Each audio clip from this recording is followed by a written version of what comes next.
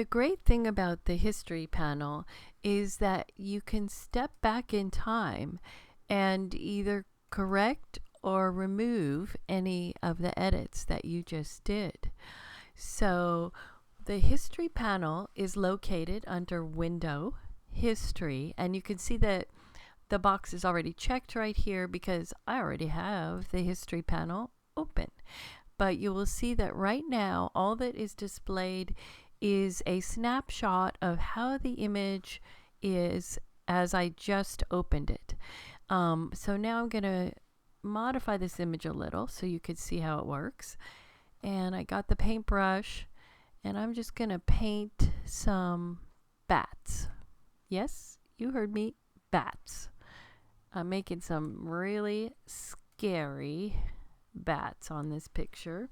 And as I'm painting, take a look at the right onto the history panel and see that each time I click and I hold down the brush, drag and let go, it's making another layer. The thing about the history panel is that what looks like layers are actually called states. So each one of these ones that say brush tool are actually states. And it makes sense. What it's doing is it's recording the image in that particular state. So each one is recording one of these brush strokes. So now I have a whole bunch of really scary bats flying around. And now I'm going to go up into the history panel and just step backwards one by one. And you can see that each one disappears as I step back in the states. I wish it were this easy to get rid of bats. So there I am back to the original. You'll notice that the whole panel here and all the states are grayed out. If I were to just start drawing another bat right away, what would happen is it would delete all the grayed out states. But as long as I don't make another edit, then what I can do is, let's say I thought, hey, you know what, I kind of liked it with those scary bats. So I can click back all the grayed out states. I can also, let me go all the way down here. Let's say I don't like this front bat. It's a little too close to the foreground. I could take that or any other state and throw it right down here into the little trash can located in the panel.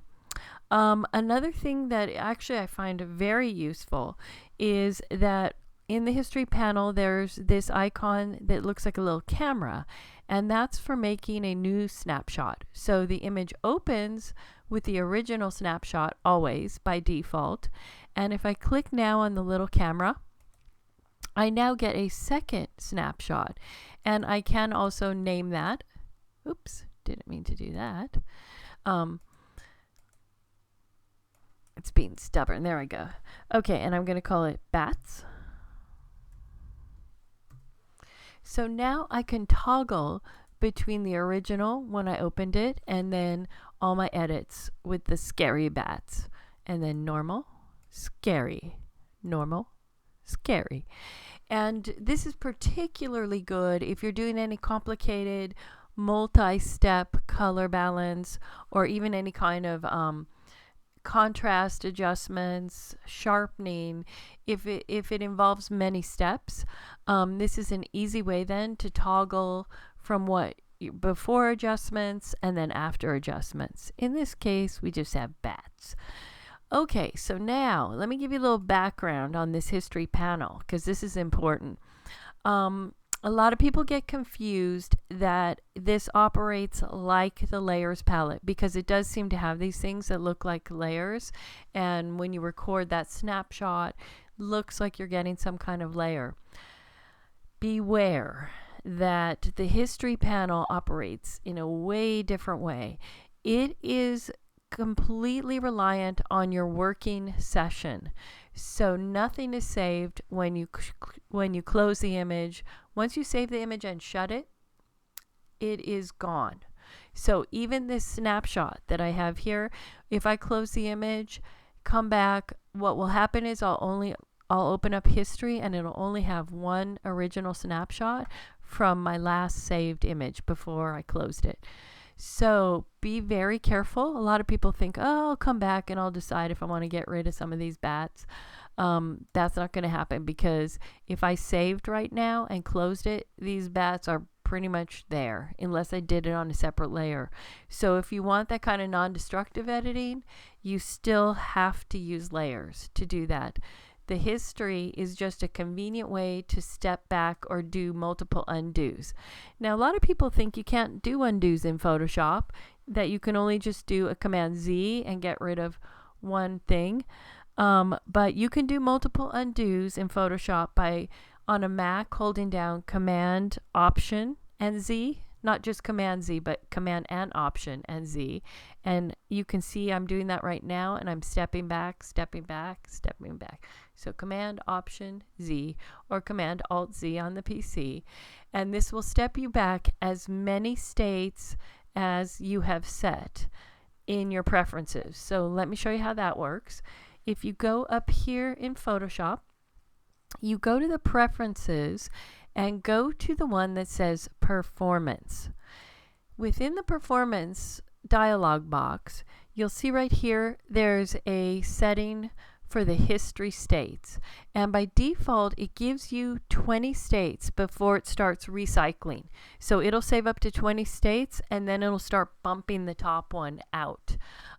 In this case I use something like 7 states over here, so I have plenty.